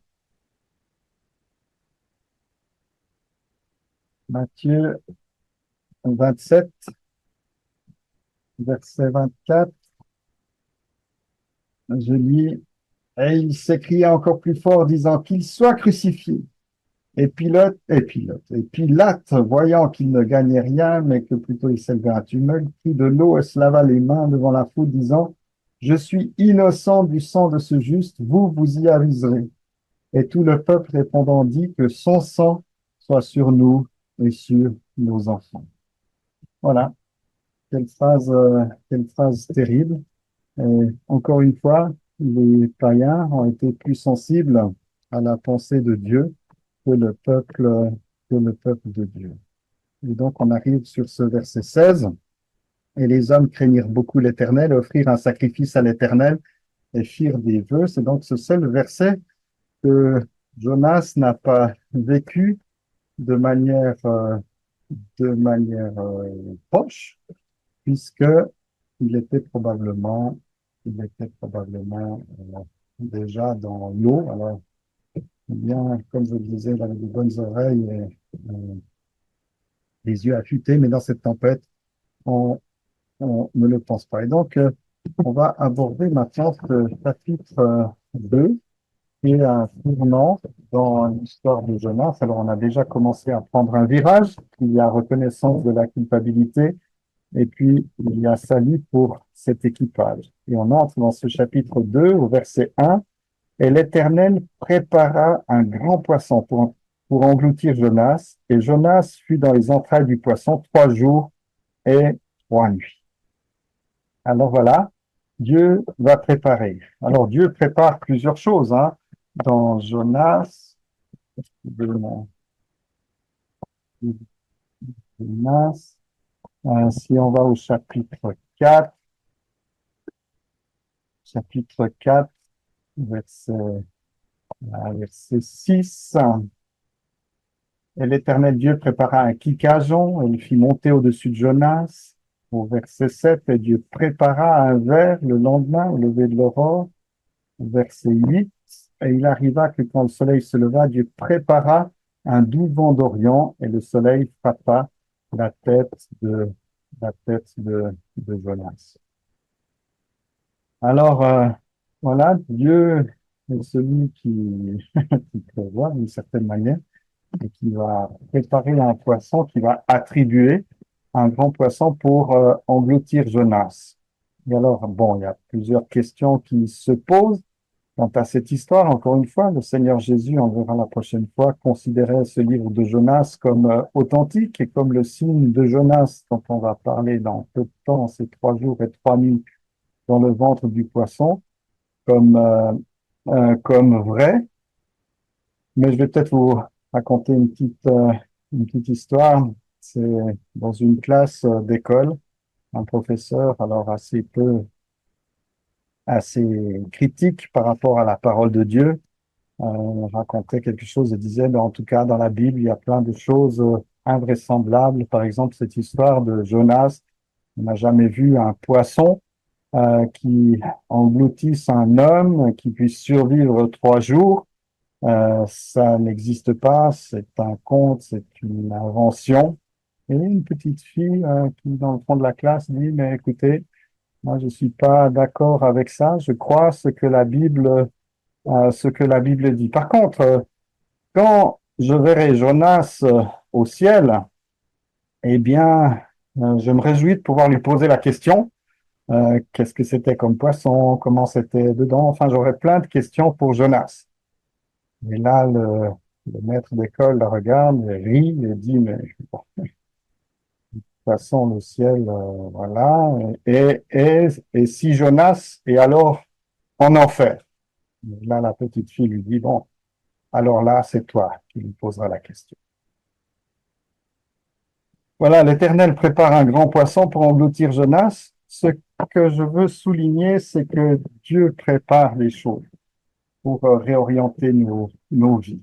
Et à la seconde nécessaire, ce poisson particulier peut-être est là pour engloutir Jonas. Et Jonas va être dans les entrailles du poisson 3 jours et 3 nuits. On ne sait pas grand-chose de ce poisson. Il y a toute une imagerie ou légende juive qui parle de poissons, ou qui l'appelle même Léviathan, c'est un mot qu'on rencontre dans la Bible, créé lors de la création pour ce moment-là. Écoutez, je n'en sais rien. Simplement, ce que je veux mentionner sur ce poisson, c'est que c'est un poisson qui évolue. Et l'Éternel prépara un grand poisson pour engloutir Jonas, et Jonas fut dans les entrailles du poisson 3 jours et 3 nuits. Ça, c'est 2 fois le mot qui est au masculin. Et on arrive au verset 2. Et Jonas prit à l'Éternel son Dieu des entrailles du poisson. Et là, le poisson masculin devient un poisson féminin. Alors, je ne sais pas, certainement pas une faute de l'esprit de Dieu, et peut-être qu'il y a une leçon pour nous. Je vous parlais de ces tempêtes qui redéfinissent nos vies, qui nous font réfléchir. J'aimerais parler aussi de ces creux de grottes, de ces creux de sépulcres, de ces creux de poissons, est-ce qu'on peut parler de matrices ou d'un aspect maternel qui vont amener à une vie, qui vont amener à une nouvelle vie. En tout cas, dans cet environnement un peu sordide, hein, il faut le dire, moi je dis que préparer des poissons pour la cuisine, c'est pas quelque chose que je recherche absolument. Je n'apprécie pas vraiment l'odeur de laver des poissons. Mais alors vous pouvez imaginer quand vous êtes dedans, c'est quand même quelque chose de très particulier. Mais il y a des moments dans nos vies où Dieu va pouvoir nous rencontrer d'une manière particulière. Et c'est pour ça que, évidemment, les tempêtes ou ces moments-là, eh bien, on doit les prendre avec un peu de recul et se poser la question, mais Dieu veut me rencontrer, peut-être Dieu veut me redresser, peut-être que Dieu veut se révéler d'une manière particulière. Et Jonas va se mettre à prier. Cet homme qui connaît la voix de Dieu, cet homme qui n'a pas de doute quant à l'envoi de Dieu pour Ninive, se met à prier seulement au chapitre 2. Et alors je trouve que c'est une grande interpellation pour nous. Je pense qu'on peut être serviteur de Dieu d'une certaine manière, ou connu comme cela, sans avoir une vie de prière. Et là, quand même, Dieu déploie des moyens extraordinaires pour amener son serviteur à la prière, à la communion, à la relation. Alors, on va voir que c'est pas encore totalement parfait, mais c'est bien ce moment-là euh, qui est prévu par Dieu pour rencontrer Jonas d'une certaine manière, même dans ces versets-là, Dieu est parfaitement silencieux. Mais c'est peut-être par là qu'on terminera ce soir, c'est de parler de la prière. Et la prochaine fois, on commencera par l'étude de cette prière, qui est une prière à première vue un peu liturgique, c'est-à-dire faite d'un assemblage de différents psaumes, et on en parlera. Mais Jonas a appris à prier à l'école des psaumes. Il n'y a pas de livre dans la Bible qui révèle mieux les pensées du psalmiste, les attentes, les incompréhensions, peut-être les imprécations aussi. Dans les psaumes, il y a des psaumes imprécatoires où on souhaite l'anéantissement des ennemis. Il y a aussi, alors, conduit par l'Esprit de Dieu, des pensées totalement humaines dans les psaumes, et il faut faire la part des choses. Mais je trouve que Jonas nous interpelle sur notre vie de prière. Jonas va parler à Dieu après. Il va le faire avec un ton terriblement libre. Mais Jonas est vrai. Hein. Il dit, bah oui, je fais bien de m'irriter. Eh ben, il parle à Dieu un peu comme je peux parler à mon chien, par exemple. dis ça avec recul, mais est-ce qu'on connaît la prière dans nos vies, dans nos ministères, dans nos familles? Est-ce qu'on vit la prière à d'autres moments qu'avant un repas, à d'autres moments que dans l'épreuve? Et c'est ça qui m'attriste un peu dans cette histoire de Jonas, c'est qu'il faut ce moment-là pour que, pour que Jonas ouvre à Dieu son cœur. Et alors, est-ce que notre vie de prière, c'est vraiment un moment où on recherche non seulement la pensée de Dieu, mais la personne de Dieu? Est-ce que nos vies de prière, c'est plus que de parler à Dieu, mais c'est de parler avec Dieu? Est-ce que nos vies de prière, c'est vraiment le désir de sa communion, de sa présence? Jonas voulait fuir la face de l'Éternel.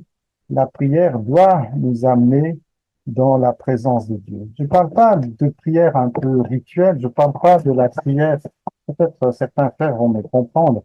Il y a des gens qui, dans l'Église, peuvent être des prieurs remarquables, c'est-à-dire avec force, avec tonalité, avec des phrases incroyables, avec toute une sueur qui coule du cou, une prière d'une certaine manière assez théâtrale, peut-être préparée, qui n'a qu'une seule ambition, c'est d'impressionner l'auditoire, de faire croire que vous êtes un homme spirituel. Mais je doute qu'avec ce genre de choses, on étonne beaucoup Dieu et surtout qu'on l'impressionne. Mais Jonas, il a, certes, avec une manière un peu particulière de prier, une manière un peu liturgique de prier, va dire ce qui est important à son cœur. J'aimerais te parler de notre Seigneur Jésus, puisque Jonas est aussi un type messianique, en tout cas dans ces versets, il le devient. Notre Seigneur Jésus a été naturellement un homme de prière. Et alors, quand on lit dans Luc 5, verset 5, mais lui se tenait retiré dans les déserts et priait.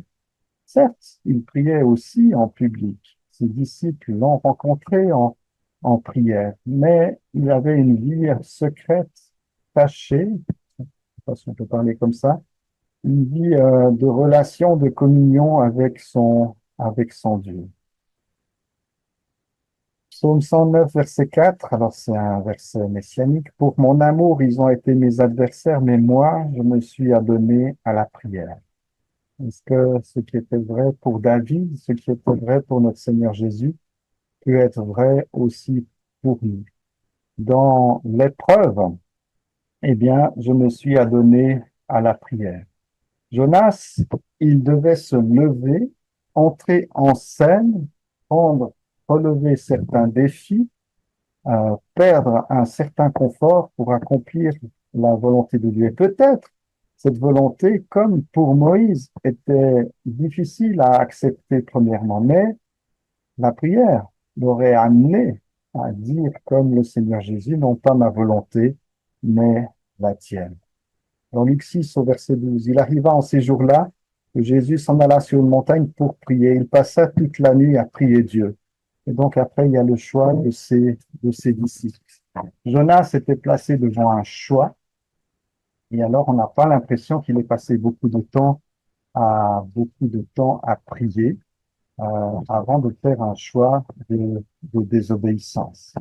Là, dans le ventre du poisson, et Jonas pria l'Éternel son Dieu, verset 2, c'est donc un imparfait en hébreu, c'est-à-dire que c'est quelque chose de répété. Alors, on a, on a ce psaume recomposé de différents psaumes, paroles de psaumes, qui est l'essence de sa prière, mais il a passé ces 3 jours à prier. En tout cas, c'est ce que le mot parle de répétition, ce qui n'apparaît pas en français. Et peut-être une dernière chose par rapport à notre Seigneur Jésus, dans Luc 11, verset 1, on lit Et comme Jésus était en prière dans un certain lieu, il arriva après qu'il eut cessé que quelques-uns de ses disciples lui dirent, Seigneur, enseigne-nous à prier comme aussi Jean l'a enseigné à ses disciples. Seigneur, enseigne-nous à prier.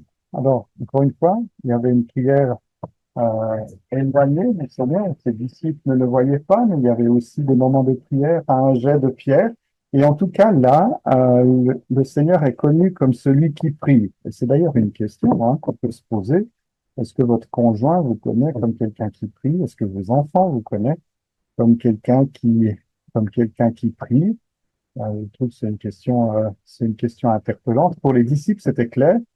Ils avaient un maître qui priait et qui tirait l'autorité dans son ministère, la puissance dans son ministère de sa vie de relation, de communion avec Dieu. Et alors, Jonas va devoir retrouver ce privilège d'entrer en communion avec Dieu par la prière. Donc, peut-être euh, c'est peut-être par là qu'on va peut-être encore quelques minutes pour parler du début de cette prière. Peut-être d'une manière générale, pour conclure, on verra les détails de cette prière la prochaine fois. On va pas bâcler ça en quelques minutes. Ce qui me touche, c'est que ce moment particulier, ce moment intime avec Dieu nous est révélé, comme sous la forme d'un psaume. Et d'ailleurs, les psaumes sont vraiment l'ouverture du cœur d'un psalmiste devant son Dieu. Et alors, on peut se poser la question, euh, si on n'a pas un petit exercice à, à, à faire, alors on n'a pas besoin d'être prophète pour parler à Dieu, pour jouir de sa présence bienveillante. Est-ce que ce petit travail d'écriture que Jonas a entrepris, de simplement par écrit pour nous faire grandir, nous, dans notre vie de foi et de compréhension du cœur de Dieu, est-ce que ce petit exercice pourrait nous être utile à nous aussi? Et donc, alors je ne dis pas de composer un psaume, je ne dirais pas ça, mais simplement d'écrire, de prendre quelques notes, de prendre le temps de se rappeler euh, de comment Dieu est venu à nous, comment il nous a fait réfléchir. Ce modèle de prière, je serais bien incapable de faire comme cela, c'est-à-dire de prier euh, sans avoir ma Bible sous le bras, en enchaînant des versets de la Bible et que ça ait un sens. Ce serait bien loin de pouvoir faire cet exercice-là. Mais j'aimerais vous faire réfléchir à des chemins de prière. Alors là, Jonas avait une connaissance étendue du livre des psaumes. Je ne sais pas très bien comment il avait accès à ces rouleaux, qui étaient un peu plus rares à l'époque que nous. Et Gatéfer était quand même pas un immense village. Mais en tout cas, il avait attaché son cœur à connaître les paroles de Dieu. Je trouve que nous, chrétiens, on est souvent bien légers dans notre lecture et dans notre méditation de la parole de Dieu. Je trouve que souvent on ouvre une porte à l'ennemi considérable. Bon, Genèse, Genèse, c'est l'histoire de la mise en doute de la parole de Dieu. C'est Ève qui, en une phrase, va faire trois erreurs dans sa réponse, pensant citer la parole de Dieu. Alors, sans vouloir trop déflorer de ce qu'on dira la prochaine fois, Jonas fait aussi des petites modifications dans son psaume qui peuvent avoir des importances, mais il retire des mots, il change des lettres. Euh, euh, c'est pas exactement la parole de Dieu, mais c'est le sens général. Je vous parlais de ces chemins de prière là. Jonas est bien pris en utilisant les psaumes, et peut-être un chemin de prière, ce serait de prendre un psaume et de prier ce psaume, peut-être avec nos mots, mais en suivant ce psaume. Certains parlent de chemin de prière, par exemple, en, vous imaginez que vous entrez dans, dans le tabernacle, par exemple. Et voilà, il y a différentes étapes. Il y a le rideau, euh, il y a l'autel, il y a la cuve, il y a chaque chose où on peut prier Dieu d'une manière différente, ou bien voyant dans le tabernacle la révélation de la personne et de l'œuvre du Seigneur Jésus, de pouvoir être amené à la louange de cette manière-là. Je pense que Dieu a différentes manières euh, de nous entendre, et peut-être on peut réfléchir, même en Église, à avoir des moyens différents, des schémas différents dans la prière. Et en tout cas, cette prière de Jonas me touche. Mais ça, on le verra la prochaine fois. Et alors, on va peut-être s'arrêter là. Et on reprendra donc au verset 3 du chapitre 2 avec cet enchaînement de versets de psaume. Voilà, en tout cas, merci pour votre attention. Je ne sais pas s'il y a des questions qui sont arrivées. Alors, il y a quelques petites questions. Enfin, je ne sais pas si on peut dire qu'il y a des petites questions, s'il y a des grandes. Euh, Peut-être une question sur le livre lui-même. Tu as cité le fait que Jésus avait mentionné Jonas, donc c'est quand même un appui fort sur la véracité du livre, mais un auditeur nous dit, mais pourquoi est-ce que certains auteurs bibliques ou, disons, chrétiens considèrent le fait que le prophète ait été jeté à la mer, avalé par un gros poisson, comme des éléments de folklore? Oui. Bon, il y a bien des choses qu'on n'est pas capable d'expliquer. Alors, la manière la plus simple, c'est de dire que ça a été inventé. Alors, c'est vrai que l'esprit humain est riche en contes, en histoire. Chaque culture se nourrit d'histoires plus ou moins extraordinaires, donc peut-être parfois juste un tout petit fond de vérité. Et donc, dans la parole de Dieu, il y a des gens qui nient tout miracle. D'ailleurs, est-ce que c'est pas un peu une théologie assez moderne, euh, de dire que tout a une explication. Euh, et s'il n'y a pas d'explication, eh bien, c'est que quelque chose n'a pas existé. Donc, le plus simple, c'est de nier la puissance de Dieu. Comme ça, on nie aussi la présence de Dieu. Donc, oui, c'est une histoire particulière, mais il y a bien d'autres histoires extraordinaires dans la parole de Dieu. Il y a des moments où les miracles ont été très présents, dans la sortie d'Égypte, dans le désert. Il y a plein de choses incompréhensibles. On peut penser à l'époque de Daniel aussi, où Dieu agissait par des miracles impactants dans une fosse aux lions, dans une fournaise, des choses qui n'ont pas d'explication. Et donc, le plus simple, c'est de les nier. Mais encore une fois, euh, il y a des paraboles dans la Bible, mais là, le Seigneur parle des hommes de Ninive, donc, qui se tiendront, parce qu'on lira ces versets la prochaine fois. Mhm. Et là, on n'est plus dans le folklore, on est dans l'affirmation. Euh, donc, comme Jonas a été dans le ventre du poisson, c'est aussi l'affirmation d'un fait réel.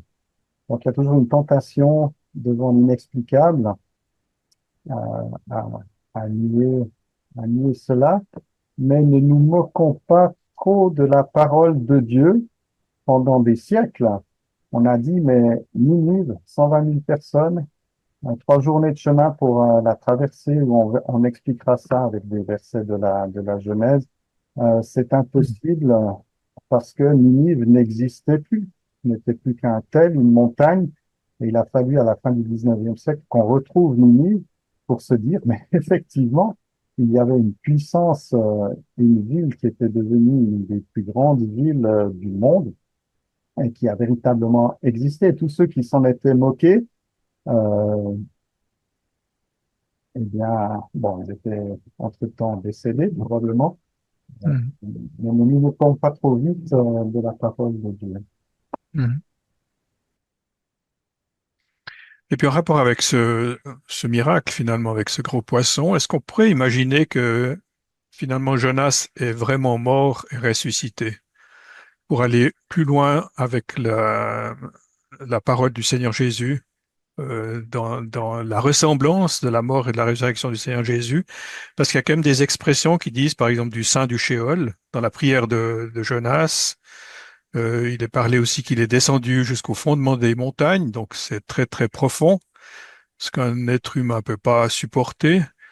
On peut, au verset 4, il m'a jeté dans l'abîme, dans le cœur des mers.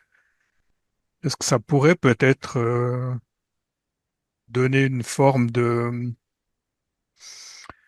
comment est-ce qu'il faudrait dire, de compréhension de ce miracle?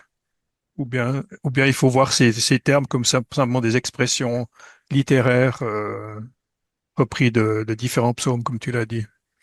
Est-ce que ça serait... Il y a toujours plusieurs lectures des psaumes. Là, justement, ce sont des versets des psaumes, pour la plupart aussi messianiques. Et c'est sûr que ce qu'on peut attribuer au Seigneur, c'est pas vraiment quelque chose que ni David ni Jonas n'a n'a vécu, hein. Alors, certains pensent à cela.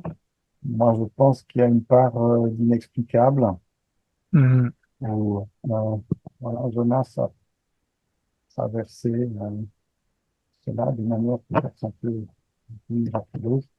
Mais je pense, on le verra aussi, que bon, alors c'est vrai qu'il y a des allusions à la résurrection, à cet espoir de revoir Jérusalem. Bon, écoute, je n'en sais rien, hein, je ne vais pas faire dire au texte ce qu'il n'affirme mhm, pas, à mon avis. mhm, D'un autre côté, l'inverse est vrai aussi. Mais on est dans la typologie, on est dans les symboles, et évidemment, on est aussi proche de la vérité que possible, mhm. et sans que les psalmistes, que Jonas ait pu expérimenter parfaitement cela. Une autre question, est-ce que le souhait d'être jeté dans la mer, que Jonas a exprimé aux marins, est-ce que c'était pas pour lui une autre occasion d'essayer Et puis, d'échapper à Dieu et puis que Dieu bon, l'a rattrapé avec le gros poisson? c'est une question que je me suis posée. Est-ce qu'il n'y avait pas une autre manière de dire, bon, ben, écoutez, je me repens, puis on va retrouver, on va Mhm, retourner au port. Je n'en sais rien, mais encore une fois, sans vouloir trop dévoiler la suite est un peu tristounette. Et moi,